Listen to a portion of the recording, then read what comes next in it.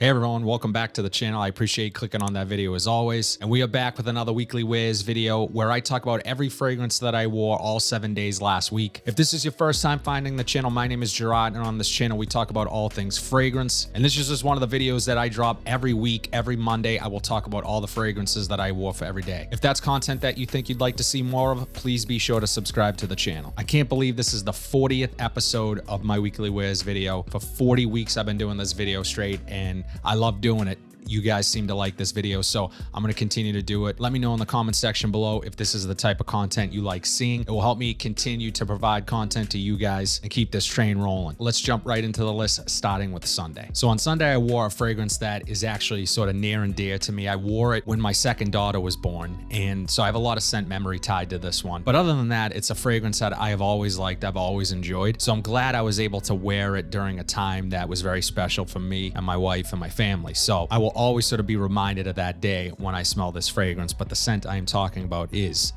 Prada Lunarosa Black.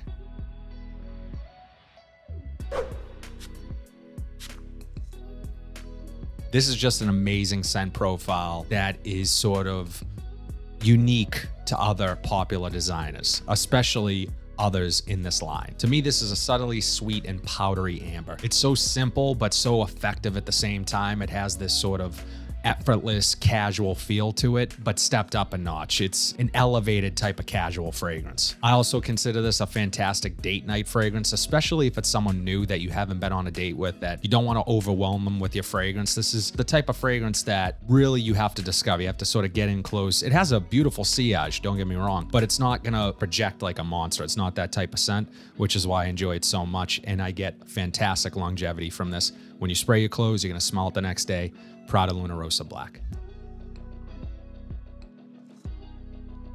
So speaking of my second born daughter, on Monday I actually had to take her to a doctor's appointment. She was not feeling well, so I wanted to make sure I wore something that was inoffensive, really dumb, easy grab, and just smell clean and fresh. And this has been sort of my go-to since I grabbed it. For that reason, the scent I am talking about is Carolina Herrera's 212 Men.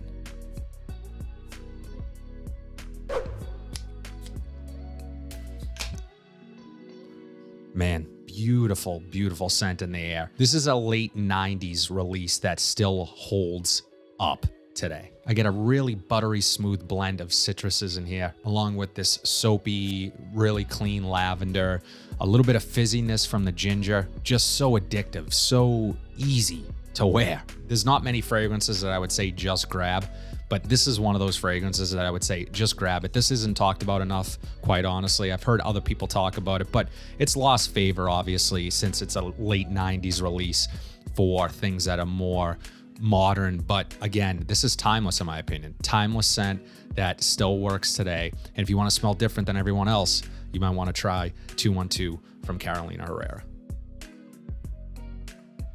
On Tuesday, I went with a scent that I've been finding myself really gravitating towards, and this is really a year-round scent, in my opinion. It's more versatile than I think it gets credit for. Absolutely love this one. One of my favorite spicy fragrances in my collection. The scent I am talking about is Bulgari's Man in Black.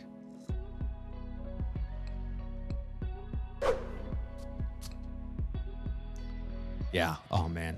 As I said, this fragrance, definitely more versatile than it gets credit for. I think that this is an office safe scent. I truly do. Signature scent type stuff, but with it being as polished as it is from an office standpoint, I also think it adds some intrigue with the sort of smoky leather and rum accords that are in here. Just a beautiful scent. I absolutely love this one. It's addictive, it's upscale, it has just so many likable things. It checks so many boxes for me in terms of what I like in a fragrance. It's fantastic for cooler weather. However, it doesn't wear really heavy. It doesn't project too much. It's not annoying. It's not harsh or anything like that. As I said, it's polished. So to me, it's more of a year-round scent. Obviously not super hot weather, but evenings out in the summertime, absolutely could pull this off.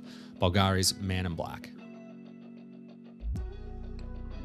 So I had just recently done a video on this particular fragrance, and I sort of highlighted the fact that I had finished that bottle. And when you own multiple fragrances like I do, it really means something when you are able to get through a bottle, because it means that you are going to that fragrance quite often. You like it. Out of everything that you have, you just find yourself wearing it.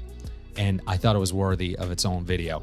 And I wore it on Wednesday. Scent I'm talking about is Montblanc's Starwalker.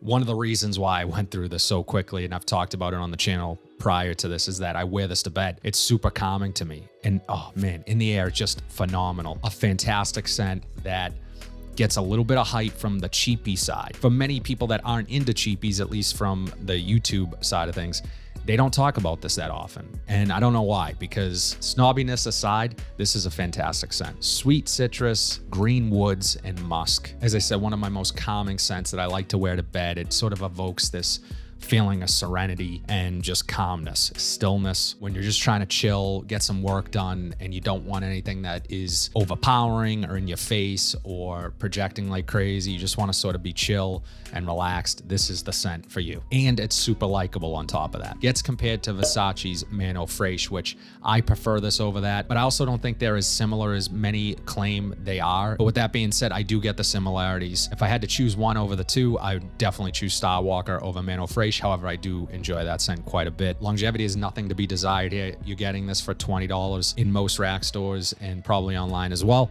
So the scent alone is incredible and I absolutely love it. Not afraid to overspray it or finish a bottle. Montblanc's Starwalker.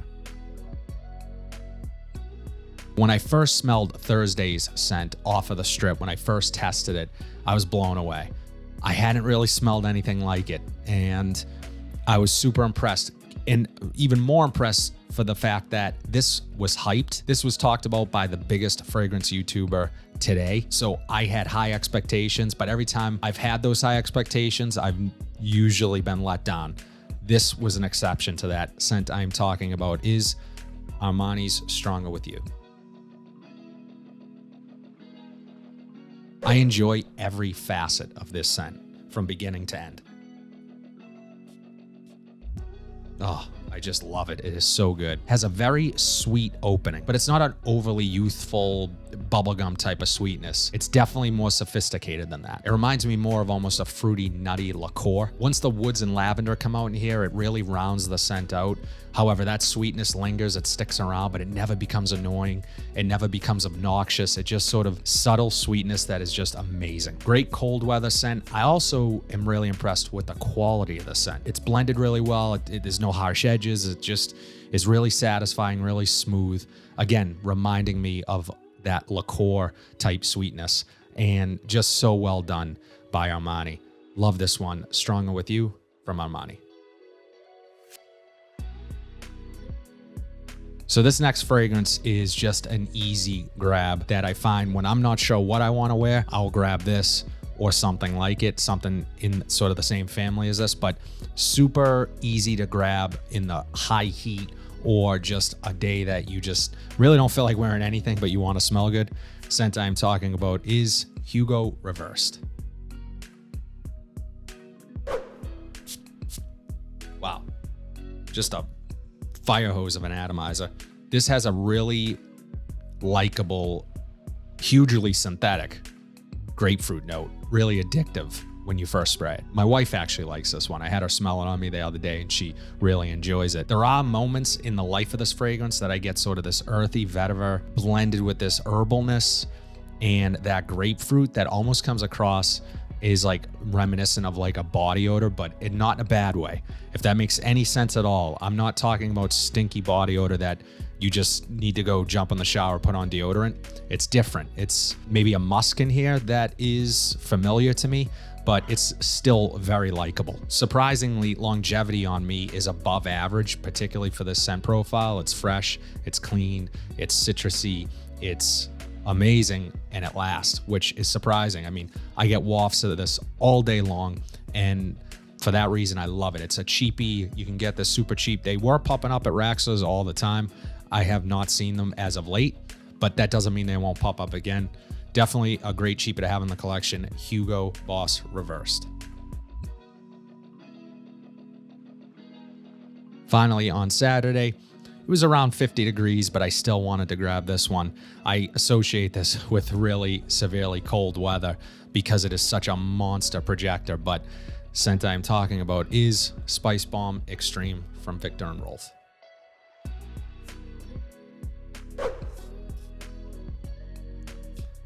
Great sprayer. Whoa, in the air, just a blast of spice, for lack of a better term. Spice bomb. It is a spice bomb, 100%. But along with that spice, I get some smokiness. I get almost a little bit of powderiness from this that, again, just is a monster projector within that first hour, hour and a half or so.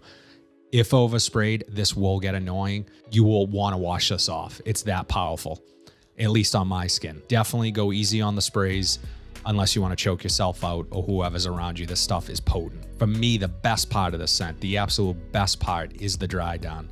When that vanilla comes in and sort of tempers all the other things going on in here, incredible, amazing. I love the dry down of this scent. I have to say, I like this slightly less than Bulgari's Man in Black, and they do get compared to one another. It was by accident that they are both appearing on this list. For me, the Bulgari is a bit more versatile, a bit more buttoned up, and just, this is way more casual for me. Not office safe, in my opinion, unless you spray an hour or two before you head into the office. One of my best performing fragrances by far in my collection.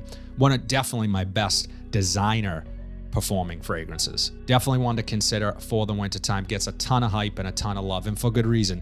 Really enjoyable scent, especially in that dry down. Spicebomb Extreme from Victor and Rolf. As always, guys, let me know in the comment section below what your weekly rotation was. Love to know what you guys are wearing. Let me know in the comments. If you like what you saw, please be sure to like, comment, subscribe, share this video, hit that bell notification so you're updated whenever I upload new content. But until then, have a fantastic week, and I'll see you in the next video.